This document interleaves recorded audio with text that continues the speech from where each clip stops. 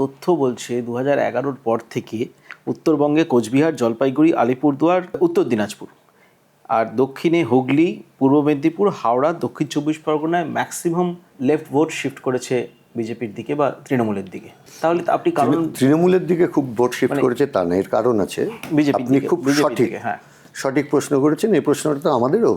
হ্যাঁ, মানে আপনি যখন বলছেন যে আমি কেন পারলাম না এ করছেন, ওদেরকে দুষছেন, তাহলে তো আপনার পার্টির লোকই তো আপনার পার্টি ছেড়ে চলে যাচ্ছে, আমার পার্টির লোক সমর্থকরা। প্রশ্নটা হচ্ছে 2016 সাল পর্যন্ত দেখবেন যে আমাদের ভোটে বিরাট ধস কিছু ছিল না।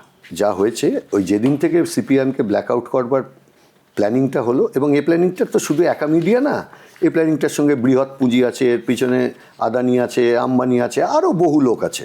সে আপনারা স্বীকার কেউ প্রকাশ্যে করতে পারেন, কেউ প্রকাশ্যে নাও করতে পারেন, কিন্তু আপনিও জানেন আমিও জানি, আপনাদের কিছু বাধ্যবাধকতা থাকে স্বীকার করতে। কিন্তু 2019-এ দাঁড়িয়ে আমাদের যে ভোটটা শিফট করলো, তখন কি ন্যারেটিভটা তুলে আনা হয়েছিল, মানুষকে বোঝানো হয়েছিল যে দেখো বিজেপি খুব খারাপ, কিন্তু আপাতত রাম দিয়ে কাঁটা তুলি, তারপর বাম, অর্থাৎ বামকে ছাড়তে পারেনি, এই বলে মানুষকে ভুল বোঝানো হয়েছিল।